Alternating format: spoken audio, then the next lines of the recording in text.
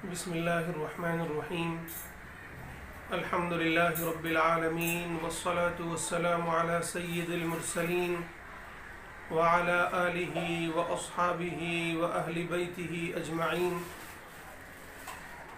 قال اللہ تبارک وتعالی اعوذ باللہ من الشیطان الرجیم بسم اللہ الرحمن الرحیم شہر رمضان الذی انزل فیہ القرآن هدى للناس وبينات من الهدى والفرقان.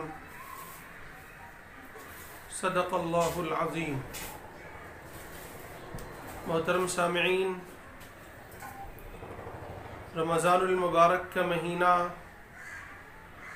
بڑا بابرکت مہینہ ہے. اللہ تبارک و تعالی نے اس ماہ میں قرآن مجید کا نزول فرمایا ہے. قرآن مجید جو انسانیت کے لیے سب سے بڑی نعمت ہے خدا کی طرف سے، یہ قرآن ساری انسانیت کے لیے ہدایت نامہ ہے. اس میں ساری انسانیت کے لیے ہر طرح کے امراض اور ہر طرح کی برائیوں کا حل اور اس کا علاج ہے. رمضان المبارک کے بارے میں قرآن مجید میں پورا ایک رکوع آیا ہے. یہ حسن اتفاق کہیے یا یہ کہ باقاعدہ خدا کی کوئی خاص حکمت ہے کہ اللہ تبارک و تعالی نے جہاں کہیں نماز کا بیان فرمایا، زکوٰۃ کا، حج کا یا دیگر احکامات کا، تو اس کا ذکر بار بار آیا قرآن میں. بار بار اقیموا الصلاۃ وآتوا الزکاۃ واتموا الحج، اس طرح کے الفاظ آئے. لیکن جب روزے کا بیان ہوا تو اللہ تبارک و تعالی نے پورا ایک رکوع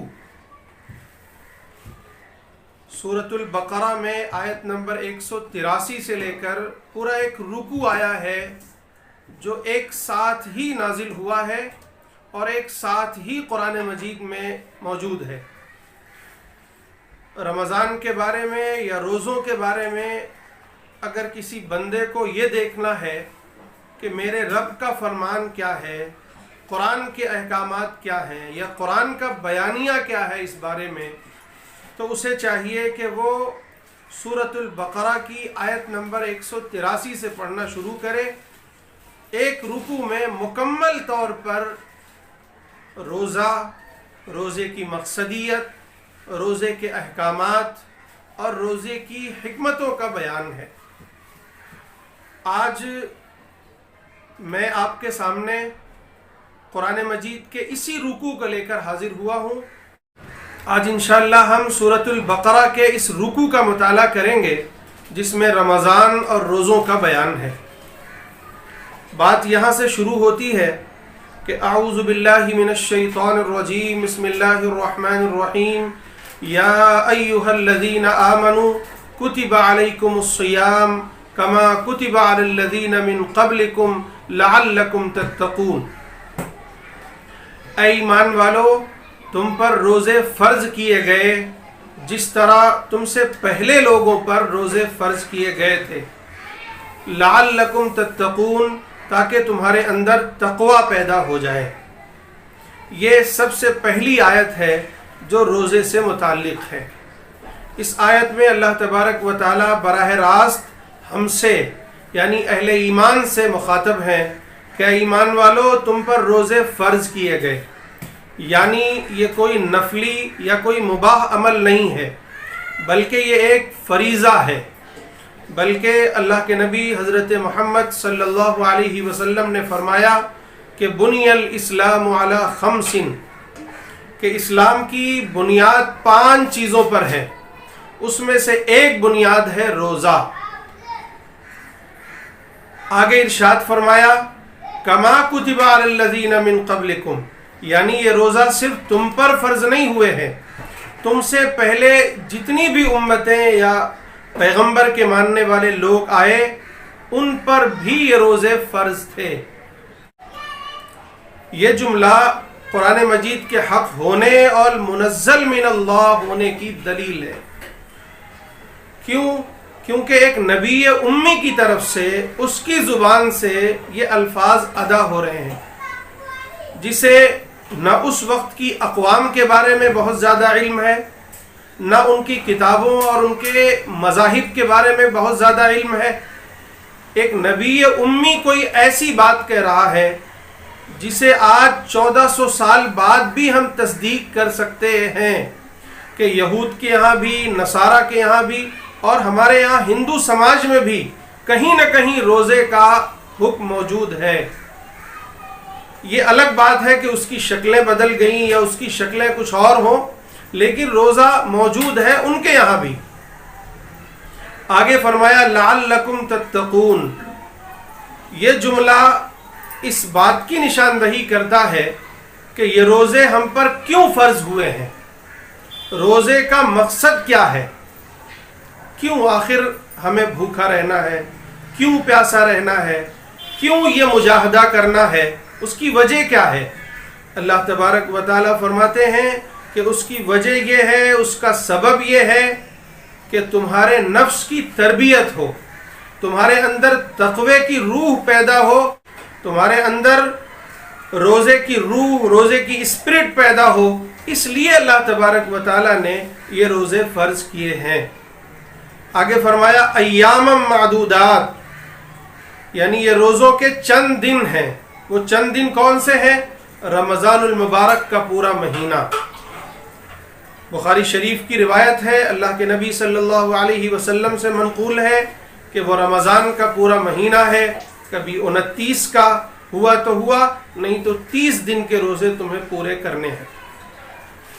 پھر اجماع صحابہ اور اجماع امت اس بات پر ہے کہ یہ ایام معدودات سے مراد رمضان المبارک کا پورا مہینہ ہے، جس میں پورے مہینے کا روزہ فرض کیا گیا ہے۔ آگے اب رمضان کے روزوں کے مسائل کا بیان ہے۔ ارشاد فرمایا فَمَنْ كَانَ مِنْكُمْ مَرِيضًا أَوْ عَلَى سَفَرٍ فَعِدَّةٌ مِّنْ أَيَّامٍ أُخَرَ، کہ تم میں سے کوئی شخص اگر مریض ہو، بیمار ہو یا مسافر ہو تو اسے چاہیے کہ وہ روزوں کی گنتی بعد میں پوری کر لے۔ یہ اللہ تبارک و تعالیٰ کی طرف سے ہمارے لیے سہولت ہے، آسانی۔ مرض کیسا ہو؟ ایسا مرض کہ اس سے شدید نقصان کا اندیشہ ہو یا مرض بڑھ جانے کا اندیشہ ہو، تو ایسی صورت میں مریض کے لیے اجازت ہے، سہولت ہے کہ وہ رمضان کے روزے افطار کر لے، اور پھر عید کے بعد جب اسے آسانی ہو ان روزوں کو پورا کر لے۔ اسی طرح یہ آسانی مسافر کے لیے بھی ہے۔ سفر، کون سا سفر؟ سفر شرعی، یعنی کم از کم 48 میل کا سفر ہو، جسے آج کلومیٹر کے حساب سے اگر ہم اندازہ لگائیں تو تقریباً 77 کلومیٹر بنتا ہے۔ یعنی کوئی شخص اتنی مسافت کا مسافر ہے تو اس کے لیے یہ آسانی، یہ سہولت، یہ اجازت ہے کہ وہ روزے توڑ دے، روزے افطار کر لے اور بعد میں ان روزوں کی گنتی پوری کر لے۔ اس کے بعد فرمایا وَعَلَى الَّذِينَ يُطِيقُونَهُ فِدْيَةٌ، یہ شروع میں جب روزے فرض ہوئے تھے تو ایک آسانی اور دی گئی تھی۔ وہ آسانی یہ تھی کہ اگر کسی شخص کا دل بغیر کسی عذر کے بھی روزے رکھنے کے لیے آمادہ نہ ہو تو اسے چاہیے کہ وہ فدیہ ادا کر دے، اور روزے کا فدیہ ہے ایک مسکین کا دونوں وقت کھانا کھلانا۔ پھر آگے فرمایا فَمَن تَطَوَّعَ خَيْرًا فَهُوَ خَيْرٌ لَهُ، لیکن اس کے باوجود کوئی اور نفلی عبادت کر لے، یعنی فدیہ بھی دے اور روزے بھی رکھ لے، تو اس کے لیے خیر اللہ، وَهُوَ خَيْرٌ لَهُ، تو اس کے لیے بہتر ہے۔ اور آگے فرمایا وَأَن تَصُومُوا خَيْرًا لَكُمْ، اور اگر تم روزے رکھ لو تو یہ تمہارے لیے بہتر ہے۔ ان کنتم تعلمون، اگر تمہیں سمجھ ہو، سوجھ بوجھ ہو، تو یہ بات تمہاری سمجھ میں آنی چاہیے کہ روزے رکھنا، چونکہ روزہ اصل مقصد ہے، روزہ اصل فریضہ ہے، اسے رکھنا یہ زیادہ مفید ہے. لیکن آپ کے علم میں ہونا چاہیے کہ یہ حکم بعد میں منسوخ ہو گیا، جو اگلی آیت میں انشاءاللہ ہم پڑھیں گے.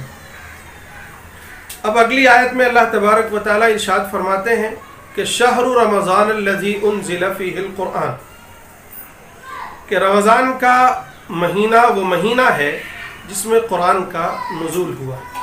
قرآن کیا ہے؟ ہدی للناس، ساری انسانیت کے لیے ہدایت نامہ ہے، گائیڈ لائن ہے. یعنی انسانوں کو چاہیے کہ اس قرآن کا مطالعہ کریں، قرآن کی اسٹڈی کریں، قرآن میں غور و فکر کریں، تدبر کریں اور اس سے ہدایت اور رہنمائی حاصل کریں. وَبَيِّنَاتٍ مِّنَ الْهُدَىٰ، اور ہدایت کے لیے واضح نشانیاں ہیں، واضح دلائل موجود ہیں. جو شخص اسے پڑھے، اس میں غور کرے، تدبر کرے، اسے یہ نظر آئیں گی. والفرقان، اور اس قرآن کی صفت ایک یہ ہے کہ یہ الفرقان ہے، یعنی حق و باطل کے درمیان تمیز کرنے والا قرآن ہے. یعنی جو شخص اسے پڑھے گا اس کی آنکھوں کے سامنے یہ واضح ہو جائے گا کہ حق کیا ہے، باطل کیا ہے، سچ کیا ہے، جھوٹ کیا ہے، سیدھی راہ کیا ہے اور باطل راستے کون سے ہیں.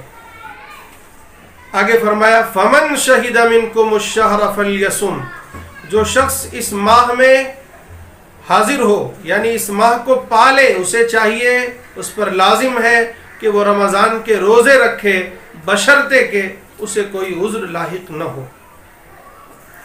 اب آگے فرمایا ومن کان مریضا او علی سفر فعدۃ من ایام اخر، کہ جو شخص مریض ہو یا مسافر ہو اسے چاہیے کہ ان روزوں کی گنتی بعد میں پورا کر لے اور ان روزوں میں افطار کر لے.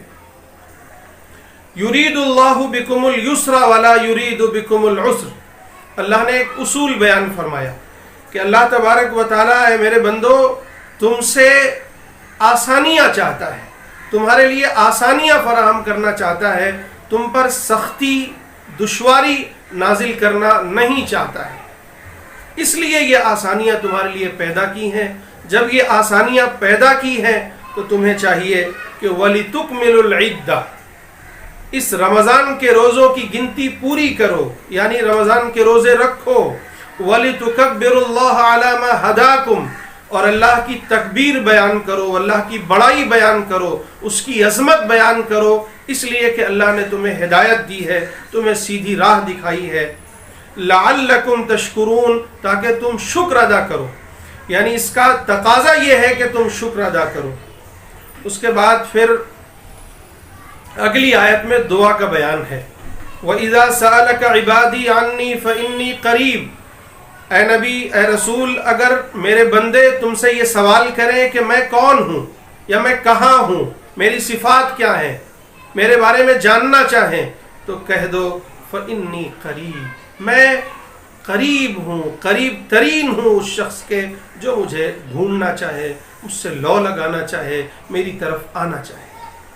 ایک دوسری آیت میں ہے نحن اقرب الیہ من حبل الورید، کہ اے میرے بندو میں تو تمہاری اس شہرک سے بھی زیادہ قریب ہوں. اجیب دعوت الداعی اذا دعانی، جب کوئی بندہ مجھ سے دعائیں کرتا ہے تو میں اس کی دعائیں قبول کرتا ہوں. فلیستجیبوا لی، جب میں اس کی دعائیں قبول کرتا ہوں، اس کی ضروریات پوری کرتا ہوں، اس کی آواز پر لبیک کہتا ہوں. اجیب دعوت الداعی، جب کوئی بندہ مجھ سے دعائیں کرتا ہے، مجھ سے مانگتا ہے، مجھ سے سوال کرتا ہے، تو میں اسے جواب دیتا ہوں، اسے قبول کرتا ہوں. اور پھر اسے چاہیے کہ جب میں اس کی آواز پر لبیک کہتا ہوں، جب میں اس کی دعائیں سنتا ہوں، میں اس کے سوال کو سنتا ہوں، پورا کرتا ہوں، تو اسے چاہیے کہ فَلْيَسْتَجِيبُوا لِي، میری آواز پر بھی، میرے احکامات پر بھی لبیک کہے، میری بات کو بھی قبول کرے. وَلْيُؤْمِنُوا بِي، اور مجھ پر ایمان لے آئے. لَعَلَّهُمْ يَرْشُدُونَ، تاکہ اسے سیدھی راہ ملے، وہ سیدھی راہ پر گامزن ہو، اسے صراط مستقیم پر ہم چلا دیں یا اسے راہ راست پر چلنے کا طریقہ معلوم ہو جائے. احل لکم لیلۃ الصیام الرفث الی نسائکم، رمضان کی راتوں میں تمہارے لیے حلال ہے اپنی عورتوں سے، اپنی بیویوں سے ملنا. ہن لباس لکم وانتم لباس لہن، وہ تمہارے لیے لباس ہیں اور تم ان کے لیے لباس ہو. کیا بہترین تعبیر ہے میاں بیوی کے لیے، مرد و عورت کے لیے، کہ جس طرح ایک لباس ایک مرد کے لیے یا ایک عورت کے لیے بہت سی بیماریوں، بہت سی پریشانیوں، بہت سی دقتوں، بہت سی آب و ہوا، گندی آب و ہوا سے ایک لباس ایک بندے کی حفاظت کرتا ہے، اسی طرح مرد اپنی عورت کے لیے یا عورت اپنے مرد کے لیے اس طرح کا لباس ہے کہ اسے ہر مصیبت، ہر پریشانی، ہر طرح کی تکلیفوں اور ہر طرح کی پریشانیوں سے ڈھال بن جائے، لباس بن جائے. اور خاص طور سے اس طرف اشارہ ہے کہ جس طرح لباس انسان کی بہت سی کمزوریوں اور بہت سے عیبوں کو چھپا لیتا ہے، اسی طرح مرد اپنی عورتوں کے بہت سے عیوب کی پردہ داری کرتا ہے، بہت سے رازوں کو چھپاتا ہے. اسی طرح بیوی اپنے شوہر کے بہت سے عیوب کو، بہت سے رازوں کو چھپا لیتی ہے. علم اللہ انکم کنتم تختانون انفسکم، اللہ کو معلوم ہے، اب یہ صحابہ اکرام سے خطاب ہے کہ اللہ کو معلوم ہے کہ انکم کنتم تختانون، کہ تم سے خیانت ہو گئی.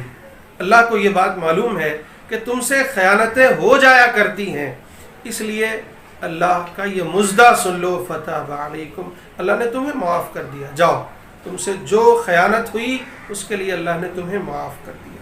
وعفا عنکم، تم سے درگزر کر دیا. فالآن باشروہن، لیکن اب غور سے سنو، اب تمہیں حکم بیان کیا جا رہا ہے کہ فالآن باشروہن، اب تم رمضان کی راتوں میں اپنی بیویوں سے مل سکتے ہو. وابتغوا ما كتب اللہ لکم، اور اسے تلاش کرو جو کچھ اللہ نے تمہاری قسمت میں لکھ دیا ہے، یعنی اولاد یا اور جو چیزیں بھی اللہ نے تمہارے لیے لکھ دی ہیں اسے تلاش کرو. وَكُلُوا وَاشْرَبُوا، اور کھاؤ اور پیو. حَتَّى يَتَبَيَّنَ لَكُمُ الْخَيْطُ الْأَبْيَضُ مِنَ الْخَيْطِ الْأَسْوَدِ مِنَ الْفَجْرِ. وَكُلُوا وَاشْرَبُوا، اور کھاؤ اور پیو. حَتَّى يَتَبَيَّنَ، یہاں تک کہ واضح ہو جائے، الخیط الابیض، سفید دھاری، من الخیط الاسود، کالی دھاری سے، من الفجر، فجر کے وقت، یعنی صبح صادق طلوع ہو جائے. ہم لوگ دیہات میں رہنے والے ہیں، ہمیں پتہ ہے کہ صبح سحری کے وقت جب صبح صادق طلوع ہوتا ہے تو مشرق کی طرف باقاعدہ ایک سفید دھاری طلوع ہوتی ہے، جس سے اندازہ ہوتا ہے کہ ہاں اب صبح صادق طلوع ہو گیا.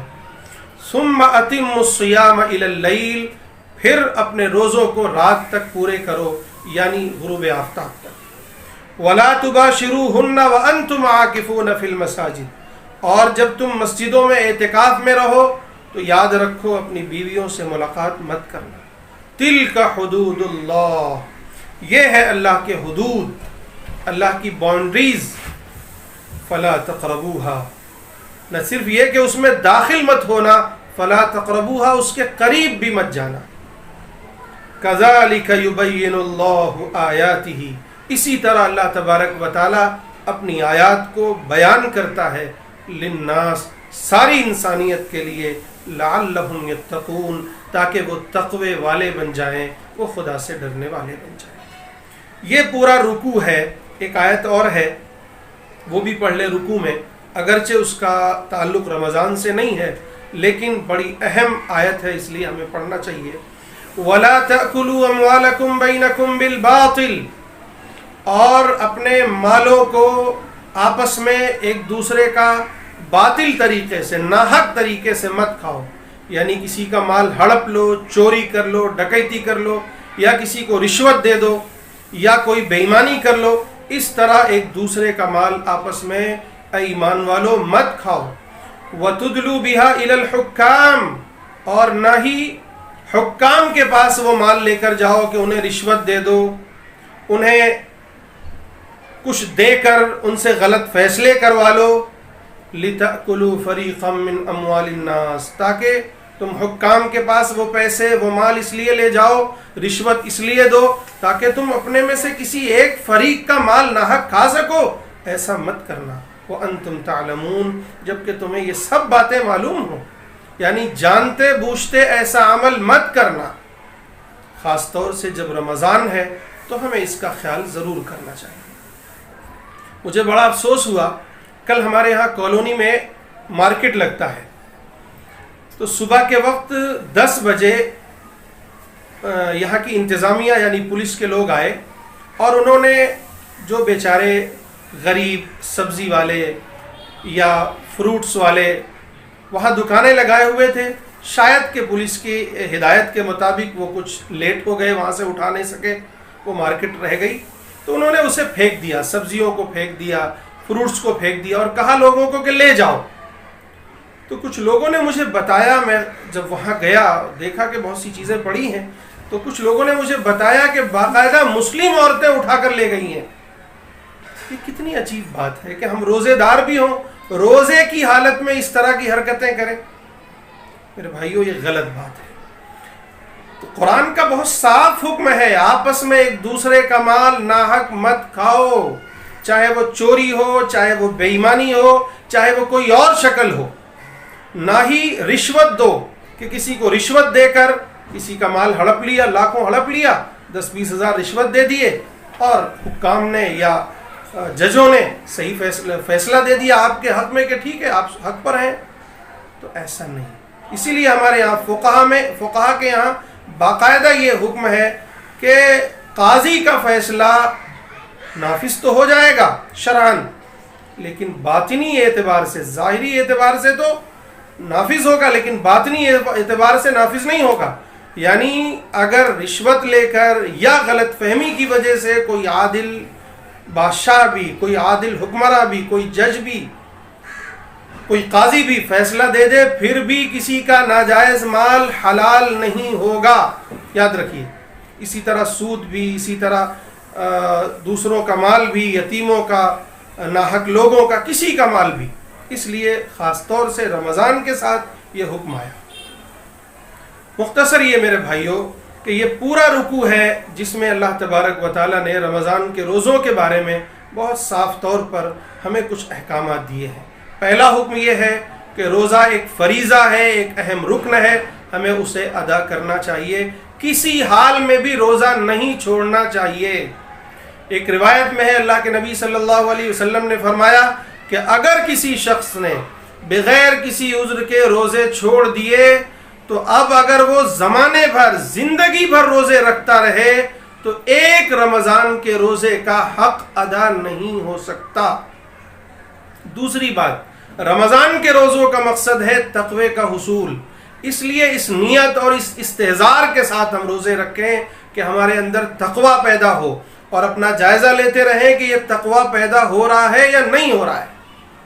تیسری بات, اگر کوئی بیمار ہے یا مسافر ہے تو اس کے لیے اجازت ہے, رخصت ہے, اسے چاہیے کہ وہ رخصت پر عمل بھی کرے, اور اگر اسے آسانیاں ہیں جیسے آج کل ہوائی جہاز کا سفر ہے یا اور بہت سی چیزیں آسانیاں ہیں تو وہ رکھ سکتا ہے, کوئی مضائقہ نہیں ہے. چوتھی بات یہ ہے کہ یہ رمضان المبارک کا مہینہ قرآن کے نزول کا مہینہ ہے, اس لیے ہمیں اور آپ کو قرآن سے وابستہ ہونا چاہیے. پانچویں بات یہ ہے کہ قرآن مجید میں جہاں روزوں کا بیان آیا وہی دعا کا بیان ہے کہ اے نبی, اگر آپ سے میرے بندے یہ سوال کریں کہ ان کا پروردگار کہاں ہے, کون ہے, کیا وہ دعائیں سنتا ہے, تو انہیں کہہ دو کہ فإنی قریب, میں بہت قریب ہوں, میں اس کی دعاؤں کو سنتا ہوں. اس لیے میرے بھائیوں, اس رمضان میں ہمیں چاہیے کہ ہم خوب اللہ سے دعائیں کریں, ایک طرف استغفار کریں تو دوسری طرف خوب دعائیں کریں اللہ سے, جو چاہیں مانگ لیں. جتنی دعائیں بھی آپ کریں گے یاد رکھیے وہ ضائع نہیں جاتی ہیں, یا تو اس کا بدلہ یہاں ملے گا یا آخرت میں ملے گا. بلکہ ایک روایت میں ہے کہ بندہ آخرت میں یہ رش کرے گا, یہ تمنائیں کرے گا, کاش کہ میں اور بہت ساری دعائیں دنیا میں مانگ لیتا جس کا بدلہ آج مجھے آخرت میں مل رہا ہے. تو یہ کچھ باتیں تھیں، یہ پورا ایک رکوع آپ کے سامنے میں نے پیش کیا، اس سے کچھ باتیں جو ضروری تھیں میں نے آپ کے سامنے پیش کی۔ اللہ تعالیٰ مجھے بھی اور آپ سب کو بھی عمل کی توفیق نصیب فرمائے۔ آج میں نے آپ کو قرآن مجید کی روشنی میں رمضان کیا ہے، روزہ کیا ہے، آپ کے سامنے وضاحت کی۔ انشاءاللہ کل جو ویڈیو آپ کے سامنے آئے گا وہ احادیث نبویہ کی روشنی میں روزہ کیا ہے، رمضان کیا ہے اور اس کے احکامات یا اس کے فضائل کیا ہے، اس پر انشاءاللہ روشنی ڈالوں گا۔ اللہ تعالیٰ مجھے بھی اور آپ سب کو بھی عمل کی توفیق نصیب فرمائے۔ وآخر دعوانا ان الحمد للہ رب العالمین۔